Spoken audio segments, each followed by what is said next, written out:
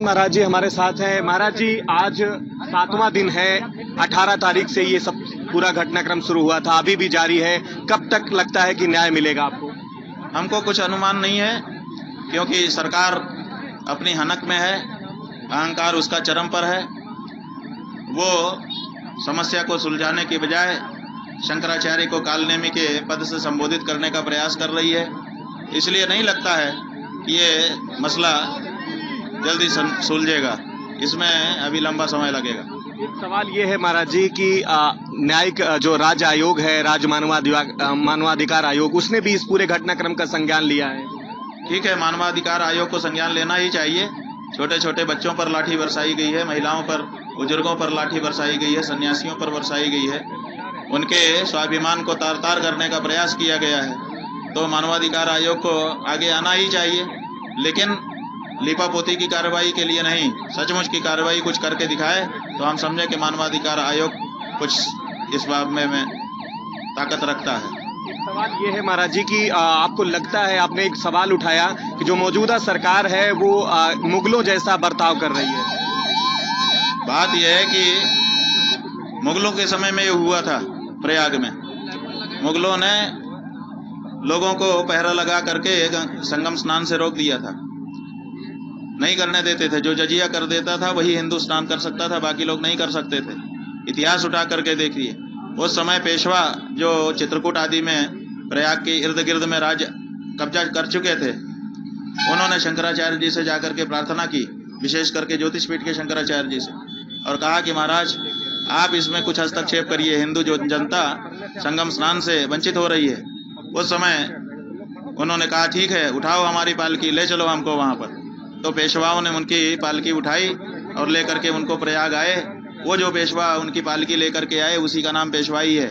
वो पेशवा यहाँ लेकर के जब शंकराचार्य जी को आए तो पहरा लगा हुआ था। शंकराचार्य जी आए, उन्होंने फटकारा, खटबरदार हटो, ये हिंदुओं का स्थान है, उनका जन्म सिद्ध अधिकार है संगम में स्नान करना, तुम कौन होते हो रोकने वाले। ललकारा जो तो सेना भी सकपका गई, और सकपका करके पीछे हुई। शंकराचार्य जी ने गोता लगाया और कहा साथ के लोगों को कि आप लोग भी आइए, गोता लगाइए। जो बहुत दूर खड़े थे हिंदू, डर के मारे, उनको भी कहा कि आओ, तुम लोग भी नहाओ, कोई कुछ नहीं कर सकता, हम हैं। तब फिर वो लोग भी आए। सबको बड़ा आनंद हुआ कि हमको संगम स्नान मिल गया। उसके बाद सब लोगों ने शंकराचार्य जी के चरण पकड़ करके प्रार्थना की कि महाराज प्रतिवर्ष आप आइए, आपके सानिध्य में ही हम स्नान करेंगे। तो शंकराचार्य जी ने कहा चिंता नहीं, हम आएंगे।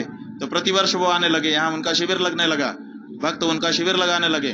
फिर चारों पीठों के शंकराचार्यों को आमंत्रित किया गया, 3 बाकी पीठों के, वो लोग भी यहाँ आने लगे, और संत महंत आने लगे, और फिर यहाँ पर जनता स्नान के लिए आने लगी।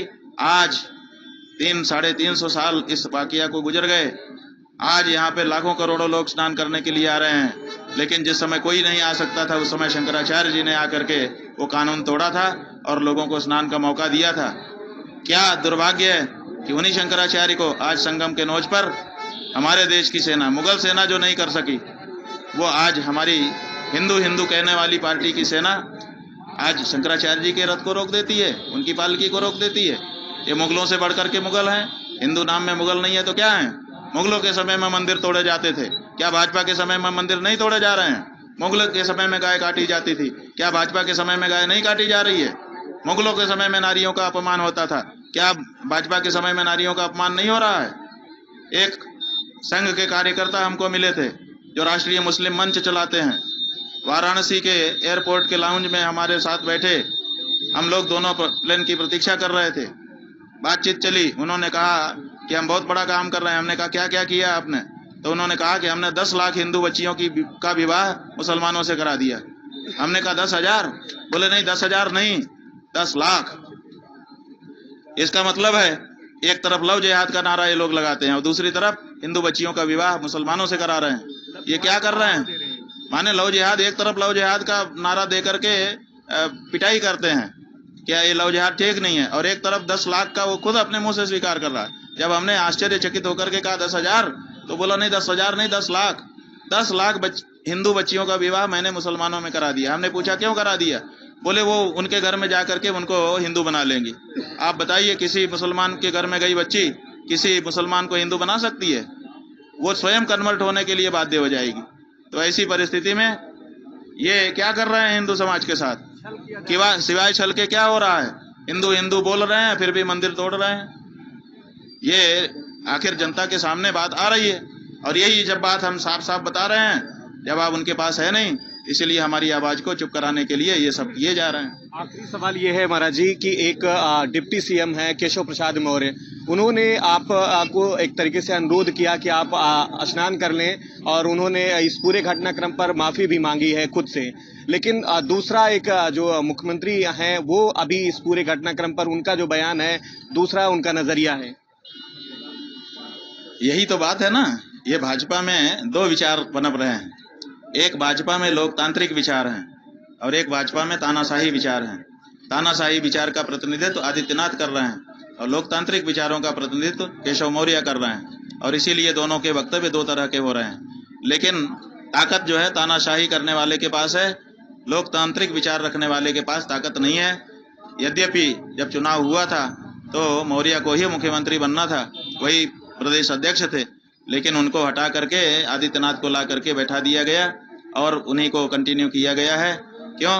क्योंकि भारतीय जनता पार्टी का जो शीर्ष नेतृत्व है वो फांसीवादी प्रक्रिया को पूरे देश में लागू करना चाहता है, लोकतांत्रिक मूल्यों को हटाना चाहता है, और इसीलिए फांसीवादी नेता को प्रमोशन दिया गया है।